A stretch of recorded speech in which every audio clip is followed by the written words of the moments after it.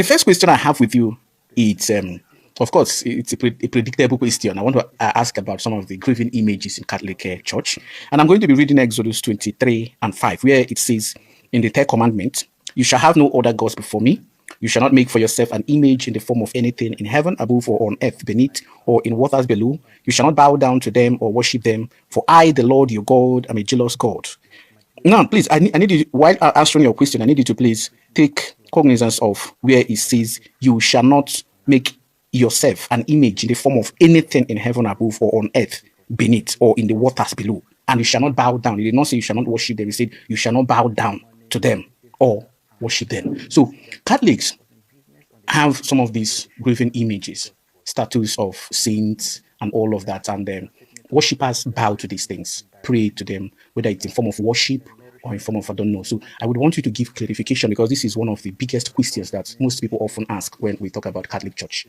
Yes, coincidentally, I just made a post on that. That's like a few days back, and I gave detailed scriptures about it. So thank God I came with my this. Yes, I don't want to speak the extempore they call it. I don't want to miss any of the this. Yes. So never mind, this is not refreshing. Did you see my network? Okay. Take your time. It's not refreshing. Okay, it's refreshing slow. So first and foremost, the biggest problem in the Bible is interpretation. That's the biggest issue in the Bible. It's always in interpretation, and that's why in the Catholic Church we make it very clear. Our doctrines are not based solely on scriptural texts.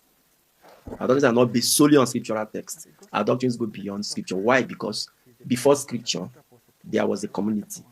Whether it's the Old Testament or the New Testament. Even the Old Testament was not written before the Jewish community, who are the center, the central people, so to say, that God used. Though none of their scriptures were written before they started existing as a community that communicated with Yahweh. But most of the things in scriptures actually came out from the faith experience of people who were already gathering and worshiping God. Whether it's the Old Testament. The New Testament is even more glaring. The Christian community, in fact, it will tell you the first book of the New Testament to be written is 1 Thessalonians. And that was written like 50 years after Jesus had ascended. So before that 50 years, Christians were already worshiping, meeting together, and all of that. Do you understand? So we put in so that the church precedes the scripture.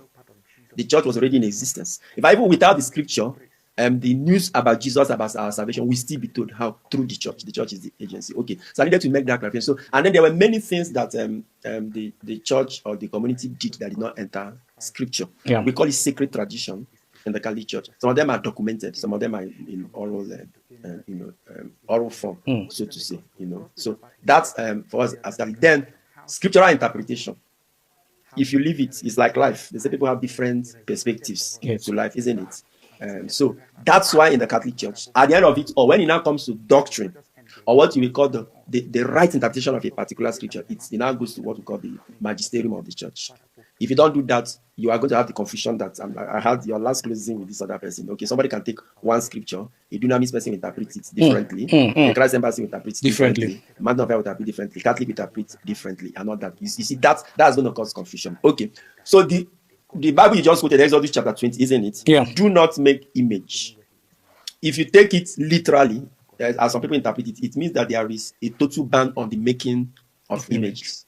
So it will now look like, it will now be that if you make any image at all, you are broken that commandment. Yes, you are broken. Making any image at all means you are broken it. And then you will now go beyond that. The same God who say you will not make image. It's the same God who told Moses to make an image of the bronze serpent. Has he broken that commandment, or has he contradicted himself? The other time I heard you making the argument about so much contradiction. So if we take that interpretation as some people have taken to mean don't make an image at all, then it means that God has broken the same commandment himself made, because it was he who expressly told Moses to mold the bronze serpents.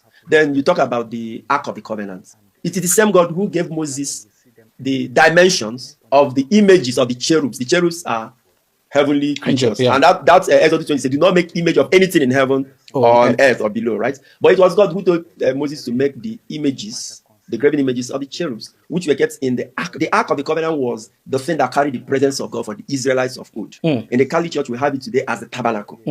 For them, it was what carried God perfectly. Before the temple, there was ark.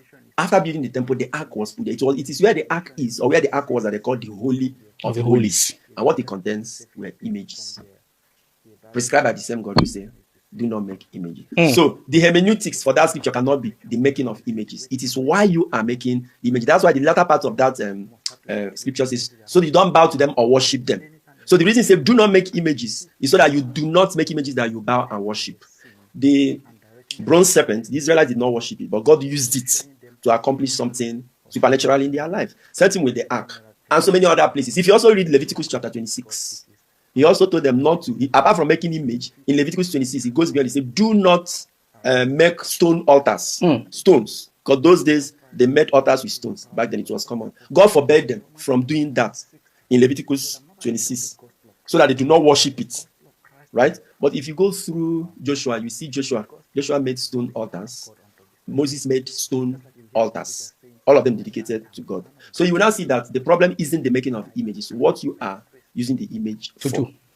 So what God actually banned was, do not make an image that you worship as God, which we find, is it, I don't know, it's something where they made the image of the golden calf. If you read it very well, they say, here, O Israel, this is the God that brought you out of Egypt. And they made sacrifices. So in that case, they had replaced God with the image.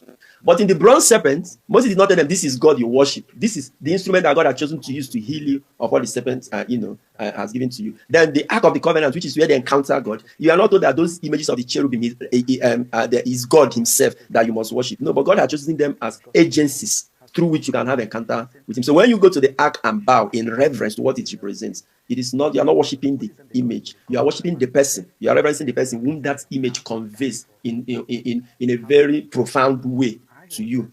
So if anybody says making of images and using them for pious reason is idolatry, then the person would also have to accuse God, especially using this Exodus. The person will now be indicting God, because in the same Bible, in the same Old Testament, God expressly instructed Moses that some images be made.